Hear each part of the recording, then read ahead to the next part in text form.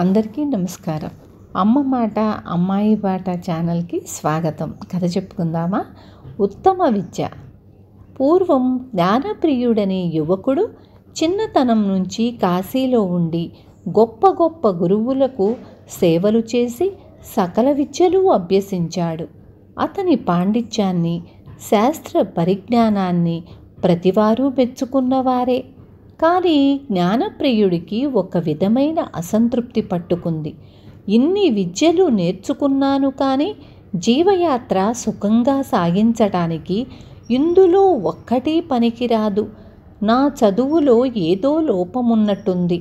అది పూర్తి చేస్తే కానీ సంసార సాగరంలో అడుగుపెట్టను అనుకున్నాడతను. జ్ఞానప్రియుడు ఎందరో పండితుల దగ్గరకు వెళ్ళాడు. తాను చదివిన విద్యలన్నీ వారికి చెప్పి, నా విద్య పూర్తి కావటానికి నేనింకేం చదవాలో దయచేసి చెప్పండి అని అడిగేవాడు. వారు అంతా విని, నీ చదువంతా ముగిసింది అన్నారు. ఒక వృద్ధుడు మటుకు, నాయనా, నీ చదువు ఇంకా కొద్దిగా దిగబడి ఉంది, కానీ నీకా విద్య నేర్పగలవాడు ఒక్కడే ఉన్నాడు. అతను కమ్మరి పని చేసుకుంటూ ఫలానా గ్రామంలో ఉంటాడు. అతనికి సేవ చేస్తివా, నీ చదువు పూర్తవుతుంది అని చెప్పాడు. జ్ఞానప్రియుడికి వృద్ధుడి మాటల యందు గురి కుదిరింది. తన చదువు పూర్తి అవుతుంది కదా అన్న ఆనందం కూడా కలిగింది. ఆయన చెప్పిన ప్రకారం ఆ కమ్మరిని వెతుక్కుంటూ ఆయన ఉండే గ్రామానికి వెళ్ళాడు. కొలిమి తిత్తి వేస్తున్న కమ్మరి ముందు సాష్టాంగపడి, సకల విద్యలు పూర్తి చేశాను, కానీ నా చదువు ఇంకా కొంచెం మిగిలిపోయింది. అనుగ్రహించి జీవితానికి అక్కరకు వచ్చే విద్య నేర్పండి అని వేడుకున్నాడు. కమ్మరి కొలిమి ముందు నుంచి లేచి, అట్లా కూర్చొని తిత్తివెయ్యి అన్నాడు. జ్ఞానప్రియుడు తిత్తివెయ్యసాగాడు. ఆ రోజు గడిచింది, ఆ వారం గడిచింది, ఆ నెల గడిచింది, ఆ సంవత్సరం కూడా గడిచింది. జ్ఞానప్రియుడు రోజూ తిత్తి వేస్తూనే ఉన్నాడు.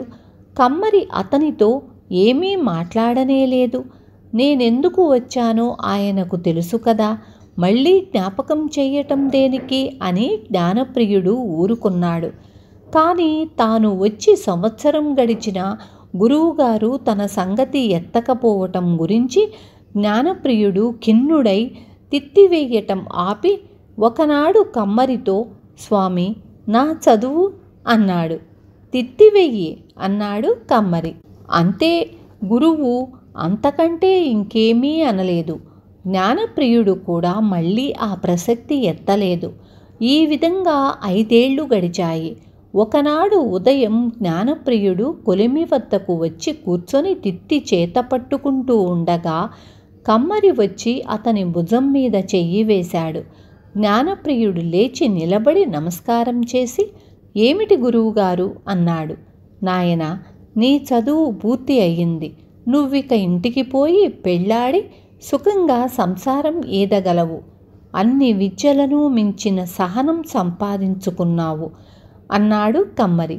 జ్ఞానప్రియుడు పరమానందభరితుడై తన గురువు వద్ద సెలవు పుచ్చుకొని ఇంటికి వెళ్ళిపోయి గృహస్థ ధర్మం స్వీకరించి కలకాలం సుఖంగా జీవించి గొప్ప జ్ఞాని అనిపించుకున్నాడు. విన్నారు కదా, సహనాన్ని మించిన విద్య మరొకటి లేదు. రేపు మళ్ళీ ఇంకొక మంచి కథతో మీ ముందుకు వస్తాను.